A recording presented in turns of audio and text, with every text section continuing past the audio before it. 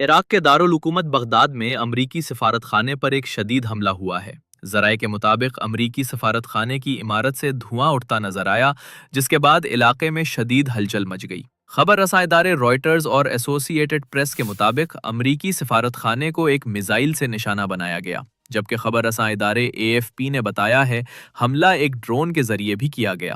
ایسوسی ایٹڈ پریس اور A F P نے متعدد ذرائع کے حوالے سے رپورٹ کیا ہے کہ یہ حملہ عراق کے دارالحکومت پر دو ایرانی حمایت یافتہ جنگجوؤں کے مارے جانے کے فوری بعد کیا گیا، جس سے خطے میں کشیدگی مزید بڑھ گئی ہے۔ بغداد میں سیکیورٹی حکام کا کہنا ہے کہ امریکی مشن کو نشانہ بنایا گیا ہے اور حملے کی تحقیقات شروع کر دی گئی ہیں۔ امریکی حکام نے بھی مزید فوجی اور جنگی جہاز مشرق وسطیٰ میں تعینات کرنے کے امکانات پر غور شروع کر دیا ہے۔ علاقے میں صورتحال کشیدہ ہے اور امریکی حکام نے شہریوں سے محتاط رہنے کی ہدایت کی ہے۔ بغداد میں سیکیورٹی بڑھا دی گئی ہے اور قریبی علاقوں میں سخت نگرانی نافذ کر دی گئی ہے۔